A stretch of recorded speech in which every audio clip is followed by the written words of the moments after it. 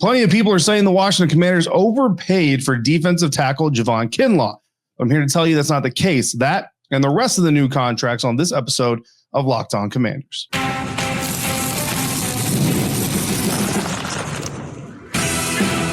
You are Locked On Commanders, your daily podcast on the Washington Commanders.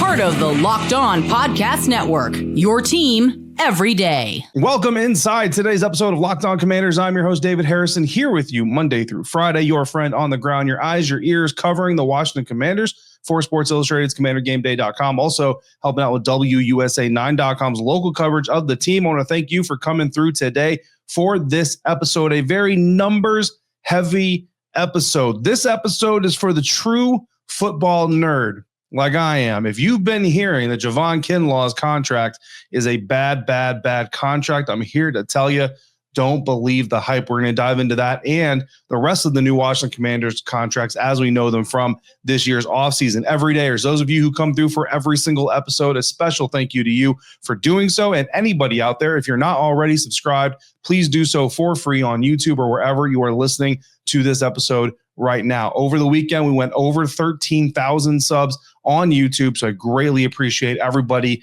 involved in that. I look forward to hitting the next milestone, 14,000 subs, onward and upward as we go, just like the Washington Commanders. If you're new to the show, thank you for finding us. Thank you for giving it a try. Hopefully you enjoy a little bit of what you hear or see today, and hopefully you come back. Locked On Commanders is a daily podcast covering the Washington Commanders, all part of the Locked On Podcast Network, your team every day. So make sure you come back every day.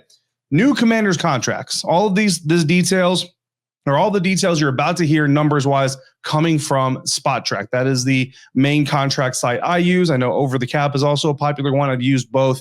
I just like the user interface on SpotTrack a little bit more, so I tend to go there a little bit more. Now, the caveat, the grain of salt to be taken with all of this is numbers are oftentimes a little bit skewed one way or the other, but they're not going to be off by like millions of dollars. You're talking like tens of, thousands of dollars and things like that, thousands of dollars, things like that. So I always want to do that when we talk about these numbers because these are numbers that are coming from another person. I'm not putting eyes on these contracts, so there's just a little bit of a caveat that needs to go there. But when you look at defensive tackle Javon Kinlaw, his contract has been giving the Washington Commanders a lot of grief. They're catching a lot of heat over it because $15 million per year sounds like a lot of money for a guy, Javon Kinlaw, who is considered a bust in San Francisco after being a first-round draft pick of the 49ers, and then with 1 year for the New York Jets. A lot of people are just saying he didn't do enough to warrant that kind of a contract this offseason. But I'm here to tell you, don't need to pay attention to the $15 million per year.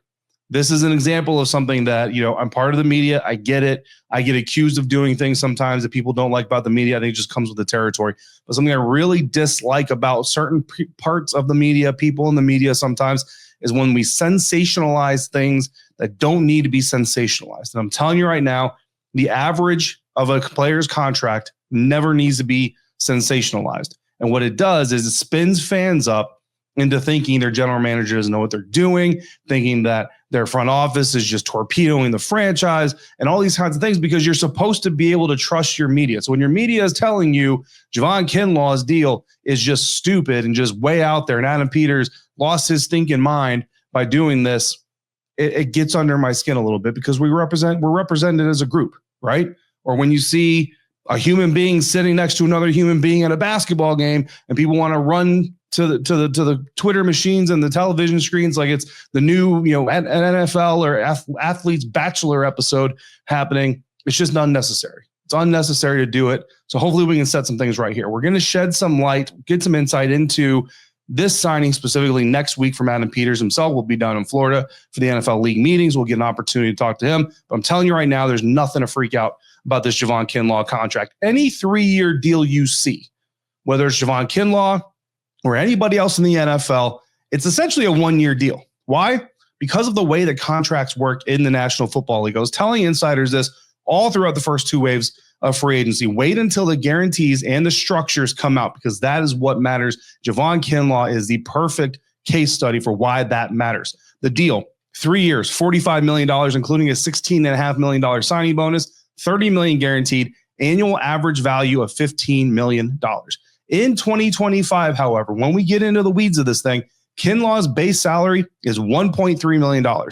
The signing bonus of $16.5 million is spread out over the life of the contract, which is 3 years. So it's $16.5 million divided by 3, meaning only $5.5 million of his signing bonus counts against the books for 2025. There's a workout bonus of $190,000. There's a roster bonus of $510,000. I'll add all of that up, and Javon Kinlaw, $15 million average annual value, counts for $7.5 million, half of that annual average value against the Washington Commanders 2025 salary cap. Not 15 million, 7.5.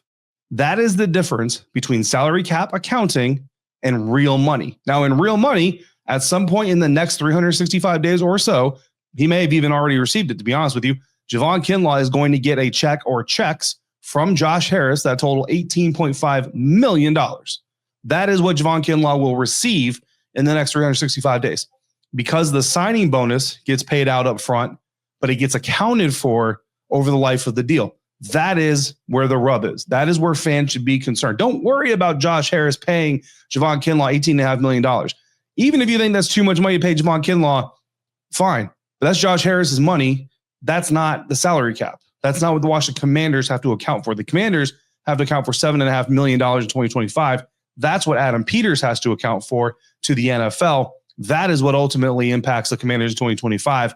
That is what a fan should be worried about. And that's how media should be covering this thing. Why? Because in 2026, Javon Kinlaw represents $18.4 million against the salary cap. That's a significantly larger amount than in 2025. So, the deal is still a bad deal. However, and here's why overreactions come in, Adam Peters can erase all of that money and some if he needs to or chooses to.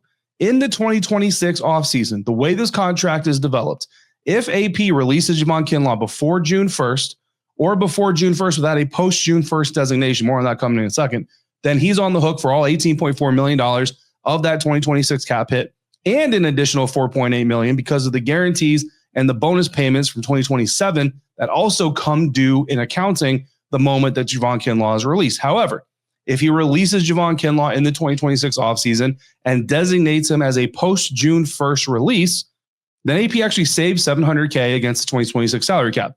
$700K, not a big savings, but $700K saved on top of not paying $18 million, that's pretty significant. And instead of keeping Kinlaw's subsequent $19.1 million cap hit in 2027, that's a big one. He saves around $13.5 million in cap space in 2027. So a pre-June 1st trade, so that's post-June 1st release or a pre-June 1st release with a post-June 1st designation.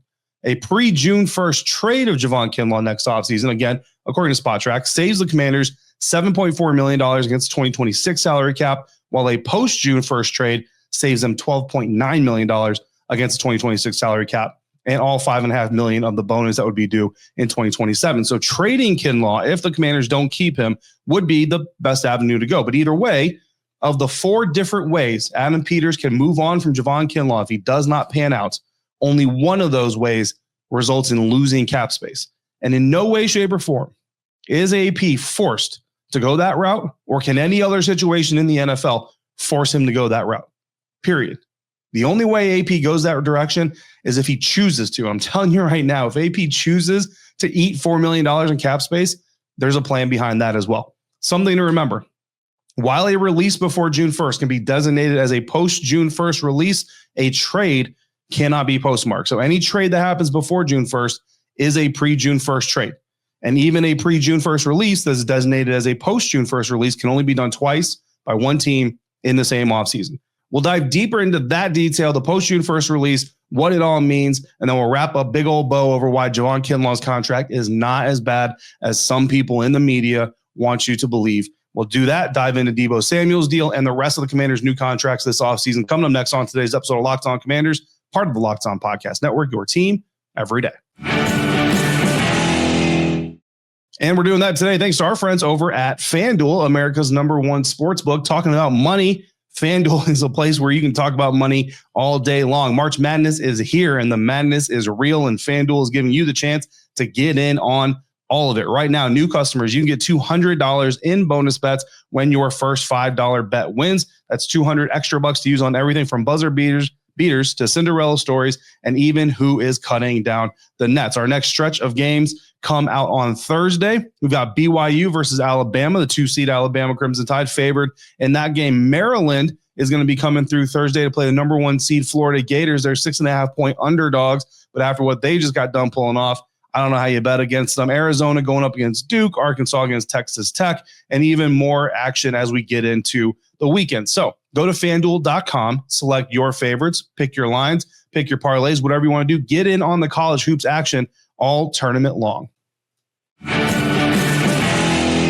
Continuing now in today's episode of Locked On Commanders, we're talking about the salary cap. We're talking about specifically why Javon Kinlaw's contract is not a bad deal, as bad as people want you to think it is, right? Yes, it's worth on average $15 million per year. 2025, the Commanders are only accounting for $7.5 million of that money. And in 2026, those numbers do inflate. However, there's an out there that we just talked about. We just talked about the out that Adam Peters has to where he can erase all the money due, the $18 million in 2026, the $19 million against salary cap in 2027. Adam Peters has mechanisms to erase all of it and some, actually get some back, but he also has other mechanisms. So post June 1st release, what this does is allows teams to spread the dead cap hits over the current year and then next year, right? So if you're a post June 1st release in 2025, for example, your team could then spread your cap hit, your dead cap, over the 2025 salary cap current year and the 2026 salary cap next year. That is what the post June 1st release allows them to do. Now, smart front offices, what they do is they bring in a player, they pay him, but they protect themselves by the way the contract is orchestrated. That is what Adam Peters, Lance Newmark, and the Commanders front office has done here with the Javon Kinlaw trade or sign. So $7.5 million in 2025. That is what Kinlaw will account for. That is really the only number you need to worry about right now because everything else is fluid. That is 56th amongst NFL defense tackles currently for 2025. If I were to tell you that Javon Kinlaw is getting paid the 56th most money of all the D tackles in the NFL, nobody would go screaming on television or screaming on their articles saying that's a terrible contract. That is around what players like Dalvin Tomlinson of the Arizona Cardinals, who many of you do not know who that is, or Jonathan Allen of the Minnesota Vikings are going to cost their teams this year. So if you don't get that quality of play, Jonathan Allen play or Dalvin Tomlinson play, then this deal can either be killed or it can be reworked. And that is another part of this. Money can always be moved. It's funny, actually, Ross Jackson of Locked On Saints and I, we have this running joke. Every time the New Orleans Saints come into an offseason with like negative $70 million in cap space, and everybody, some of the same people who are telling you Javon Kinlaw's deal is terrible, are the same people saying there's no way the New Orleans Saints can sign people. Yet the New Orleans Saints are out here one of the most active teams in free agency. They're not, training for big time players and all that stuff, but they're signing Chase Young to a 3-year deal. They just brought back Brandon Cooks. They're doing all kinds of deals. They're making all kinds of signings and doing all kinds of stuff. And everybody goes, oh man, eventually. And what I do is I text Ross Jackson. I say, hey man, eventually that salary cap's going to catch up with the New Orleans Saints. And we laugh because it's ridiculous because money can always be moved. If the Commanders were to, for example, keep Javon Kinlaw in 2026, but take $10 million of his salary, convert it to bonuses in 26, 2027, and then add 2 void years. They lower his 2026, 2027 cap hits back under $10 million each year and save about $8 to $9 million respectively in each of those years. Now, $18.4 million in 2026 would rank 31st amongst NFL D tackles as it stands today, close to the likes of Javon Hargrave of the 49ers, Cameron Hayward of the Pittsburgh Steelers, 2 very good D tackles that even if you're not a fan of those teams, you might know who they are if you're a football nerd like me. If Washington doesn't get that kind of play from Kinlaw, or does, if they do get that kind of play, if they get Cam Hayward play or Javon Hargrave play out of Javon Kinlaw, nobody's going to be complaining about that cap hit. But if they don't, they can adjust the money, move the bonuses, tack on void years. We're going to talk more about void years here in a second, and just lower the cap hit. It's really not that difficult. Speaking of an example of that, Deebo Samuel, perfect example of what exactly we're talking about. When the Commanders traded for Deebo Samuel, they also agreed to be on the hook for $17.55 million against the salary cap, which is part of why it only costs a 5th round pick. If, say, the 49ers agreed to pay half that money, then Washington would have had to come off much better draft capital to get him. AP agreed to take that money on because he knew what we just discussed, and some of you just learned, that accounting in the National Football League is an art. Taking on $17.55 million of salary for Deebo Samuel was easy because none of it was guaranteed, which is common for players entering the last year of their deal. It's the same reason Jonathan Allen asked for a trade, because none of the money left on his contract with the Commanders was guaranteed. With the new deal that Deebo Samuel got with the Washington Commanders, is a reworked deal, specified as an estimate on Spot Track, right? So again, the numbers could be a little bit fluid, but for the most part, they're going to be accurate. Samuel now accounts for just $5.2 million against 2025 salary cap, but he didn't lose any money, right? So he didn't take a $12 million pay cut here. What happened is he got roughly $17 million guaranteed, which is great for Deebo Samuel, right? He came into it with no money guaranteed. Now he's got $17 million guaranteed with incentives we're hearing could be worth up to $20 million. So he may have even made more money while getting a lot of guaranteed money in the process. So his earning potential went up, his cap hit went down, and he got guaranteed money where there was none before. Great deal for Deebo Samuel. So when you hear Deebo Samuel say, it means a lot for him that the team did this, because they did him a favor as well as did themselves a favor. Deebo didn't do them a favor. They did all the favors. Now, Samuel's contract pays out over the next 5 years. 1 year, this year, is an active year. The next 4 years are void years. What do void years do? What they do is they allow the team to spread bonus payments over the course of 5 total seasons. The more years you have on contract, the fewer void years you can have, because they can only add up to 5 years. So because this deal for Deebo Samuel is a 1-year contract, he's only on the roster for 1 year, they can tack on 4 void years, which is exactly what they did here. If the deal was a 2-year actual contract, then they could have 3 void years, so on and so forth. Now, the trick with void years is that while the bonuses allow you right now to account for the bonuses over a spread of years, they all come to roost, they all come due if that player stops playing for the team. So if Samuel is no longer on the team when the 2026 league year begins, or whenever the deadline is for them to have a new contract in place, could be before the new league year date next year. Usually it's late February, early March timeframe. We don't know exactly when that deadline is, but whenever that time is, all of those void years would come due in the NFL accounting system, and Washington would be on the hook for $12.34 million in dead cap in 2026. The only way to get rid of that dead cap is to add active years to the deal, which would then encompass the current $3.08 million bonus stretched into the void years by this recent rework, and whatever new money gets added to the deal. So that is how you turn $17.55 million against your cap into $5-something million against your cap, is you basically move the other $12 million into the future. You say future Adam Peters is going to worry about that $12 million. We're just going to worry about the $5 million right here. And then if Deebo signs a new contract and stays with the team, you can even stretch out when you have to account for all the rest of that money. The only way to get rid of that dead cap is to add active years to the deal. For the player, however, like in Kinlaw's case, all of that bonus money is getting paid out this year. So if, let's say, next offseason, the Commanders turn $20 million of Kinlaw's salary into bonuses, Kinlaw gets a fat $20 million check. The Commanders take that $20 million and they can spread that out over the course of, say, the next 2 years, plus 2 more void years if they want to, lower that cap hit, do all that fancy accounting stuff that makes those deals well worth it. While Samuel only counts for a little over $5 million against the cap, Josh Harris will pay him a little over $17.55 million over the next 365 days. So when you hear about this kind of stuff happening, because this is another media trick, believe me, the player isn't giving anything back. Unless you hear the words, took a pay cut. If you ever hear so-and-so agree to a restructure that frees up X amount of salary cap space, that player is not giving any money back. He's just going to get it differently, and the team gets to account for it differently. Not trying to take anything away from anybody, but it's important that you guys understand what is really happening when it comes to the creative math that happens in the NFL salary cap system. So that's just 2 contracts now. Let's talk about the rest of these rework deals and new deals that the Washington Commanders agreed to this offseason. Coming up next on today's episode of Locked On Commanders, part of the Locked On Podcast Network, your team every day.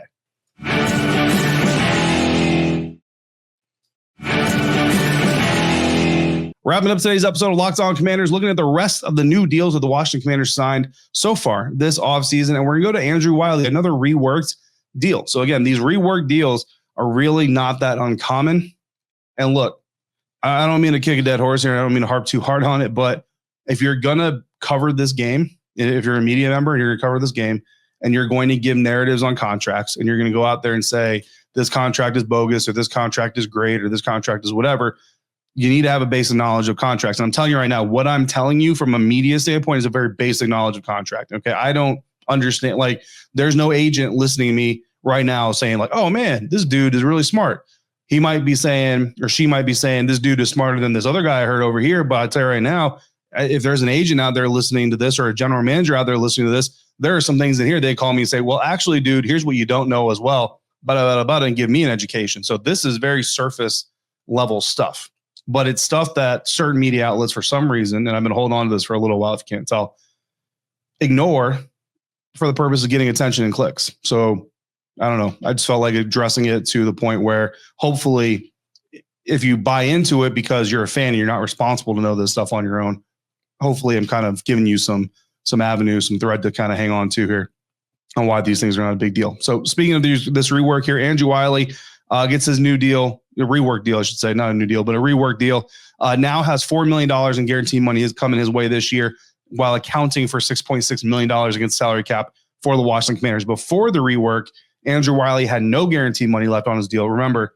last year of a deal, especially for a veteran, not unsurprising, not untypical, atypical to have no guarantees left on the contract. That's what Andrew Wiley was walking into. It was a 2025 season with no guaranteed money on the table. So he agrees to a rework. Now here he actually does give a little bit of money back, but it's not a whole lot, but it is a little bit of money. And he gets $4 million, like I said, in guarantees.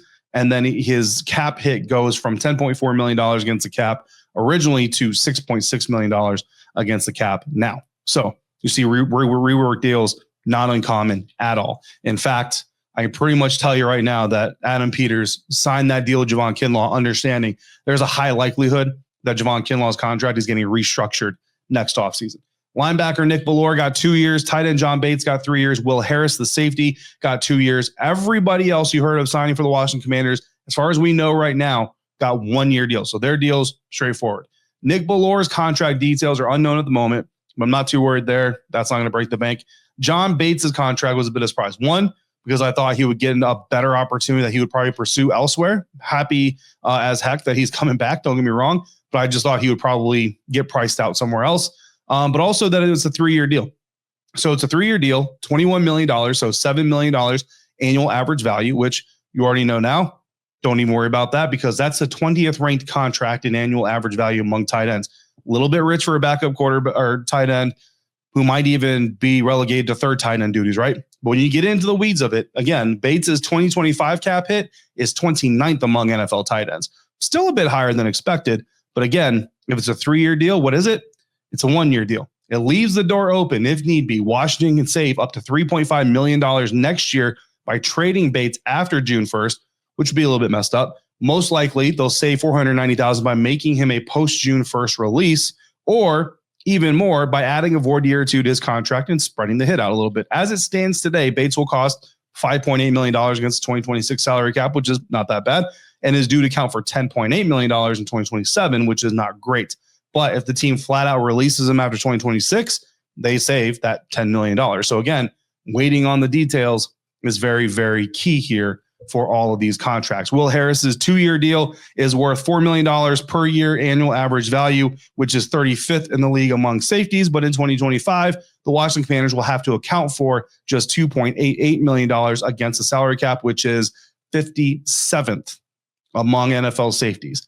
Not bad for a potential starting safety, depending on who they get in the NFL draft and how quickly they accustom to the National Football League. So you see, the devil is in the details. That cliche is there for a reason. And when you dive into the details of these contracts, especially the Javon Kinlaw contract that so many talking heads are out there trying to tell you guys is a terrible deal, bad deal for Adam Peters. I'm telling you right now, not only is it not a bad deal, it's absolutely not worth getting spun up about. But because there are people out there trying to spin you up, I'm coming here now to try to stop that spin and give you a little bit of information as to why these things are how they are. Insiders, if you need any more clarification or any more conversation about this, you know how to get a hold of me. Just shoot me a text. If anybody out there needs any more information about this, you can do the same thing. Shoot me a text by going to joinsubtext.com/LockedOnCommanders. From there, you can text me your questions, your thoughts, your analysis, and I'm going to text you all kinds of information, whether you like it or not. Hopefully you like it, obviously, because you're subscribed to it. So for your next listen, check out the Locked On NFL Draft podcast. Damian Parson and Keith Sanchez are going to get you ready for everything coming in late April. You can find that on YouTube or wherever you are listening to this very podcast. As always, thank you for making Locked On Commanders your first listen of the day, every day, everydayers. Thanks for coming through. every day. Everybody out there, if you're out and about, please be safe, be kind, so I can see you right back here next time for another episode of Locked On Commanders, part of the Locked On Podcast Network, your team every day.